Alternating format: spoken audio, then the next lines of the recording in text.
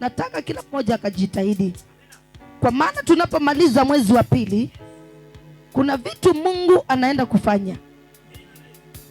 Kuna mtu ataenda kutolewa kiwango cha chini apelekwa katika kiwango kingine.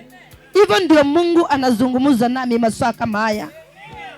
Tukifika mwezi wa pili katika haya maombi ya kufunga na kuomba, kuna nguvu za Mungu zitaingia ndani ya kila mmoja ukiwa katika hiyo hali, na kuna mambo makubwa yatatendeka. Kama umekuwa ukiomba Mungu akuinue, utainuliwa.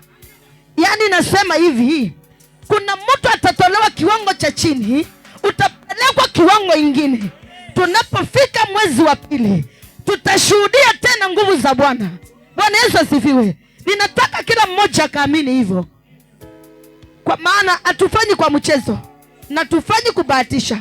Tumeambiwa na mchungaji Jeremia tukae kama wanajeshi. Hata ukitembea ukae kama mwanajeshi, ukiongea uongee kama mwanajeshi. Kwa hivyo tujitahidi sana tu katika hiki kipindi cha kufunga na kuomba, na ninajua Mungu kuna kitu atakuja kutenda. Kuna mambo Mungu anakuja kutenda. Tunapomaliza mwezi wa pili, kuna vitu zitajileta zenyewe kwa zenyewe. Bwana Yesu asifiwe. Amen. Mungu wa rehema akawabariki sana na neema yake ikawatoshe, kwa maana ni Mungu mwaminifu na ni Mungu asiyeshindwa.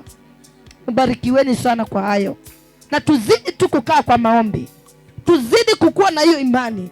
Ukipata na shida kidogo usitetemeke, kuwa kama ndikonesi, utumu uponyaji mahali huko. Kama ni mgonjwa wako hata nyumbani, tumu uponyaji na nguvu za Mungu zitafika mahali pale, kwa maana ni Mungu mwenye uwezo na ni Mungu mwenye mamlaka.